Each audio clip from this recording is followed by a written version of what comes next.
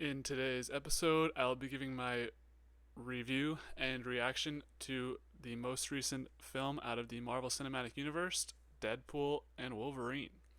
So let's jump into Deadpool and Wolverine review. Do something, man. People are questioning you. Shut up. Shut up. Okay, yep, do that. Sure, guys. Stupid and dumb. Just an idiot. Get your shit together, son. Fuck it. I loved it. Welcome to the dub cast.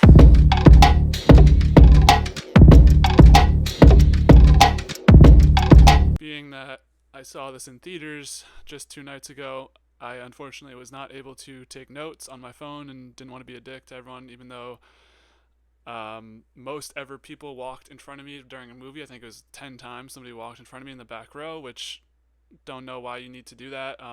Use the facilities before you go to the movie theater, please. Buy your popcorn before. It's not really that hard. There's 30 minutes of ads, 30 minutes of previews before the movie, so I don't really understand what we're doing, getting up and going during the movie, so that was kind of annoying.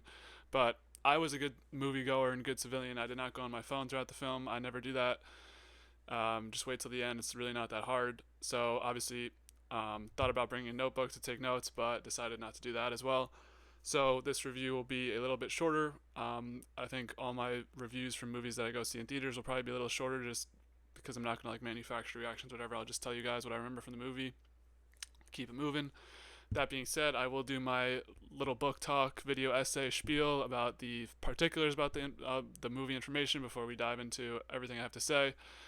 So, with that being said, Deadpool and Wolverine is the third Deadpool movie in the franchise. Have not seen the first two. After this, may go back and watch the first two, but considering that there's 80 movies on my list to watch, probably won't be a top priority for a very long time. That being said, though, I do have a little bit of interest in going back and seeing those. So, yeah. So this movie came out July 22nd, 2024. Only about a week and a half before I went and saw it. So the genre on this one is an American superhero film. Love giving the Wikipedia genres just because sometimes they make no sense, but there you go. Runtime 2 hours 7 minutes. Budget a whopping $200 million. And you know, this is a Kevin Feige production, so he's got his fingerprints all over this. Actually referenced a couple times during the movie. The director is Sean Levy. The only movie I've seen before of his is A Night at the Museum. I looked at his list quickly. There's a couple on there that I'd like to watch at some point, but that's the only one I've seen so far. And of course, he is the show creator slash runner slash director of Stranger Things. Could be a possible top 5 show for me. We'll see when I release my top 10 shows after watching Succession. So stay tuned for that if that intrigues you. So last thing, the stars of the movie, we obviously have our two main stars, Ryan Reynolds and Hugh Jackman, and they are joined in smaller roles by Emma Corrin, Marina Baccarin, Rob Delaney, Leslie Uggams, Aaron Stanford, and Matthew McFadden. So the only other bit of housekeeping we have is my score for the usual Dubcast review. So this one, I'll do a bit of lead up. So going in, I didn't have a lot of expectations, to be honest. I didn't really know what I was getting into, just due to not having really seen the Deadpools. I've seen clips and like I know some of the stuff that he does, but I've never seen any of the X-Men movies. The only X-Men movie I've seen is Logan, which I'm pretty sure is like a standalone, which I know is a standalone story because I fucking watched it, obviously. But that's the only movie I really saw before this was Logan, so that intro scene was very funny. But that's the only kind of X-Men movie I've seen full through and through. So don't really have any background on this universe at all. I know some of the main players just from playing video games as a kid. Ultimate Alliance for PS2, Ultimate Alliance 2, maybe. I forget what it's called. Actually,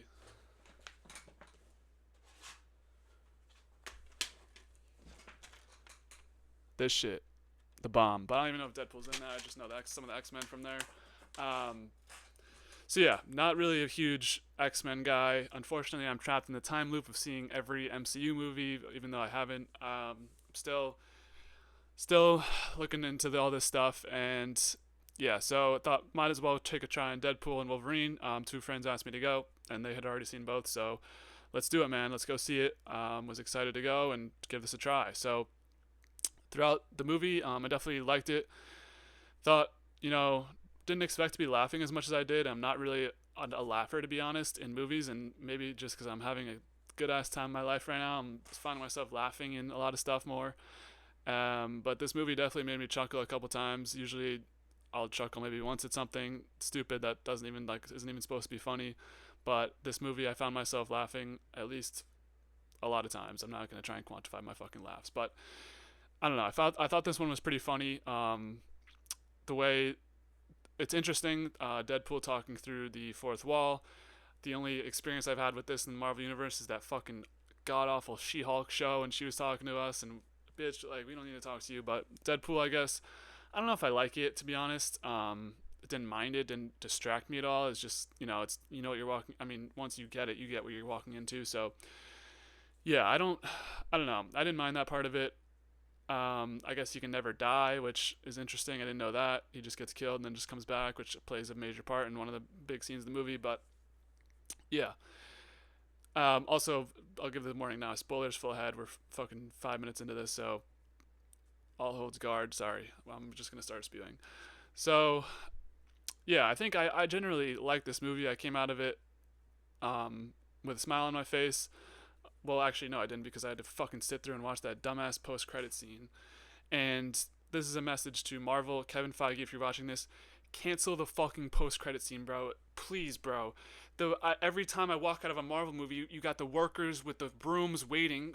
They're trying to go home, but no, they have to stay in the theater because we have to sit back and watch a post-credit scene. Oh my god, what's gonna happen? And these post-credit scenes are getting fucking worse and worse. Doctor Strange Multiverse of Madness, we're sitting there waiting for a fucking Charlize Theron to throw an ice cream or something. It's like, what are we doing, bro? Let's hurry this up. Like, I got places to be. I got work in the morning. I can't be waiting 20 minutes and seeing who the fucking editor in France and Norway and the guy who probably touched the movie for half a second are.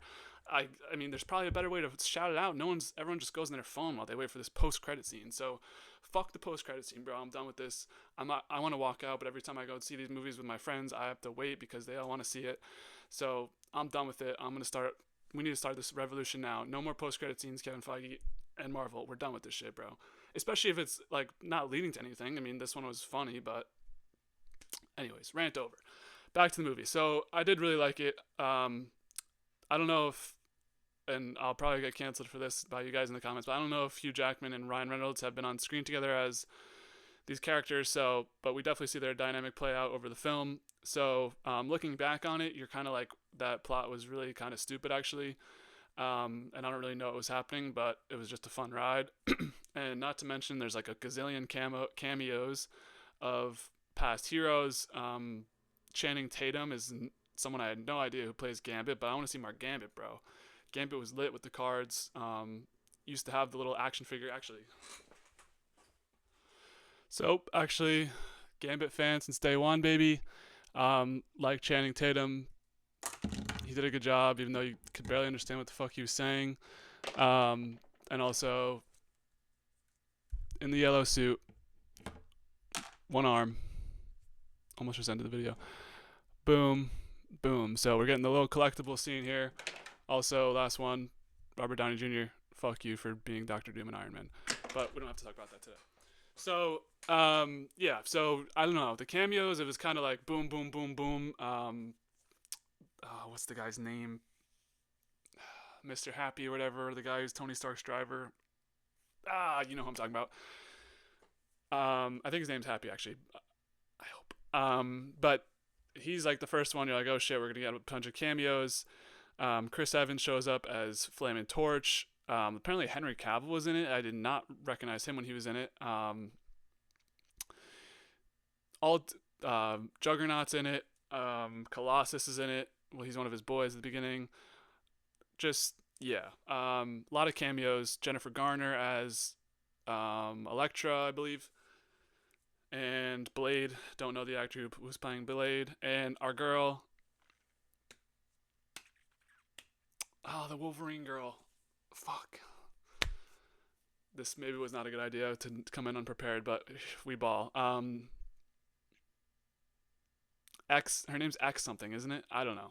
She's in it as well as a mutant version of herself. So that's where we spend most of the movie is this quote unquote void, which, yeah, looking back at the storyline,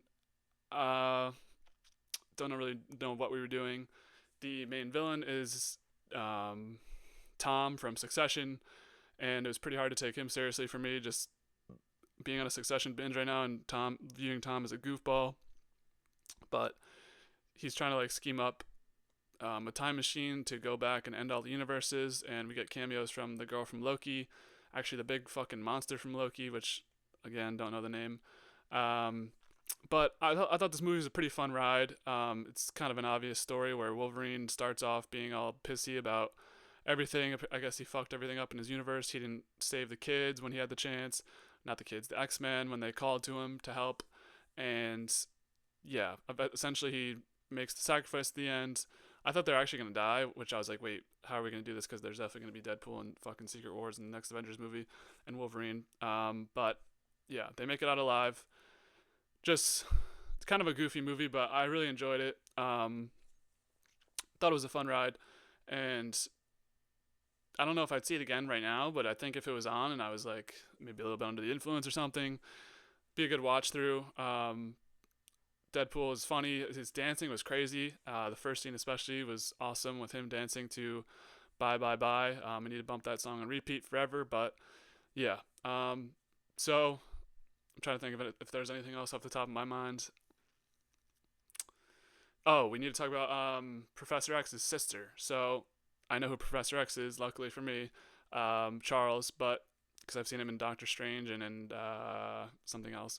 But so she's also the main villain of the Void. She tries to take over the Void and wants everyone to essentially run to the Void at the end of it, which I didn't see the elevation of that storyline going into the way it did, where she comes back in New York and whatever. So I guess that was a little bit of a surprise, but it was just stupid because the Time Ripper or whatever, and this multiverse stuff and everything. It's just weird, and like the scenes of him and the dog. I feel like we got too much of that. But she plays a major part in this. She's the main villain. She runs the Void, basically, which is this place where they cast off people who screw up the timelines. So that's kind of the main villain. The actual main villain, Tom's kind of like the fake villain. Not Tom. I forget what they even call him. Octavus or something. Primus? Primal? I don't know.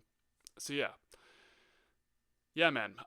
Would recommend this to any Marvel fans. Definitely a switch of pace from the usual MCU garbage that's been coming out lately. Even though I've liked most of the stuff they've done. Well, not since like 2022. Moon Knight was the last good project. Well, Guardians 3. Anyways, I would recommend this to you guys if you want to switch the pace. Pretty good laughs, pretty good ride. I liked Ryan Reynolds as Deadpool, first experience. Hugh Jackman as Wolverine delivered as usual. Yeah, really nothing terrible to say, but nothing like high praise. So with that being said, I'll give my score. So I landed on a 7.7 on this one out of 10. So pulling up the Dubcast graphic, this lands directly in the middle of everything we've done. The number 13 Dubcast movie we've reviewed. This is our median so far. So it is just 0.2 below Mr. and Mrs. Smith and Dead Poet Society. So pretty high regards for this movie. Could potentially have, probably if I had to guess, it would go down before going up, but we'll never know. And I hope to not change these scores so I don't have to like do whatever. But yeah, 7.7 for Wolverine and Deadpool. And this joins the most common tier so far is the 7s. I love giving out 7s to all my movies. I don't know what I'm saying, but you get the point. So 7.7 for Deadpool and Wolverine. Also should mention that this, coming off the graphic, also should mention that this was R-rated. If that's something that doesn't suit you at all, keep that in mind. I guess this is the most times they've ever used fuck in the MCU, so good for you, Feige. A lot of jokes during this also as well about the struggling of the MCU and the budget and stuff, and I thought that was cool. And Fox, they make a lot of jokes about how Fox merger and whatever. So honestly, like him talking outside of the fourth wall was cool, just to bring in like real world aspects and make it relatable and stuff. So I appreciated this film a lot for what it was. Interested to see where Deadpool fits into all the Avengers stuff coming up. Will we see Wolverine again? Will we see some of these characters for Secret Wars? I'm interested. So if you guys saw this movie, what'd you think? Am I too high? Am I too low on it? Am I just right? sound off in the comments. I'm sure I got a million things wrong in this. I already know I got at least 3 or 4. So leave those below. Help me educate myself on MCU, even though I've seen like every movie, but I just don't care that much. So yeah, this is going to come out on a Saturday. After that, we got House of the Dragon finale Monday / Sunday, whenever the video uploads, probably Monday, early Monday morning. And then after that, you can expect the usual random movie reviews dropping, and Succession season 2 episode 6 through 10 I'm finished with. So those will be the next couple podcasts for you guys. If you liked what you saw today, feel free to drop a sub, drop a like, drop a dislike, drop a comment. Any attention is good attention. Appreciate you guys watching, and be easy.